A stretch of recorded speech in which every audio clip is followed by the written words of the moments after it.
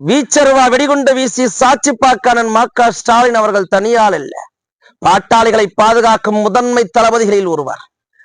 மக்களுக்காக களமிறங்கி போராடக்கூடிய போராளி, வேதக ஐயா அவர்களின் விசுவாசி, தலைவர் அன்புமணி ராமதாஸ் அவர்களின் அன்பு தம்பி, தஞ்சை மாவட்டம் ஆடுதுறை பேரூராட்சியினுடைய பெரும் தலைவர், தன்னுடைய அரசு அலுவலகத்துல பேரூராட்சி அலுவலகத்துல மக்கள் பணியாற்றி கொண்டிருக்கின்ற போது ஒரு சஃபாரி காரில் வந்த 10க்கும் மேற்பட்ட கும்பல் வெடிகுண்ட வீசி வீச்செருவாளை கொண்டு அவர்களை படுகொலை செய்ய திட்டமிட்டிருக்கு.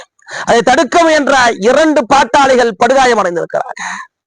என்ன ஒரு துணிச்சல், என்ன ஒரு துணிச்சல்! அந்த பகுதியில் ஆயிரக்கணக்கான மக்களுக்கு அரணாக இருக்கக்கூடிய ஒருவரை திட்டமிட்டு படுகொலை செய்ய முயற்சிக்கிறாங்கன்னா, திராவிட மாடல் ஆட்சியில எந்த லட்சணத்துல சட்டம் ஒழுங்கு இருக்கு? அண்ணன் மா.க. ஸ்டாலின் அவர்களை படுகொலை செய்ய முயற்சித்த செய்தி காட்டு தீ போல பரவ, வன்னிய உறவுகளும் வன்னிய ஆளுமைகளும் பாட்டாளி பெரும்படையும் ஆடுதுறையில் திரள அதிர்ந்து போனது ஆடுதுறை.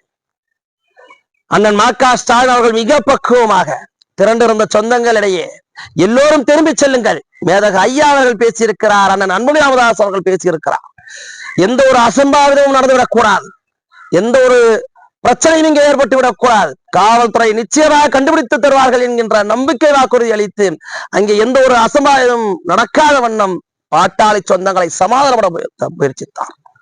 அதுதான் பாட்டாளிகளின் குணம், அதுதான் பாட்டாளிகளின் பண்பு. ஆடுதுறை பேரூராட்சி மன்ற தலைவர் ஆனால் மா.க. ஸ்டாலின் அவர்களை படுகொலை செய்ய முயற்சித்த கும்பலை உடனுக்குடனாக காவல்துறை கைது செய்து தக்க தண்டனையை பெற்றுத்தர வேண்டும்.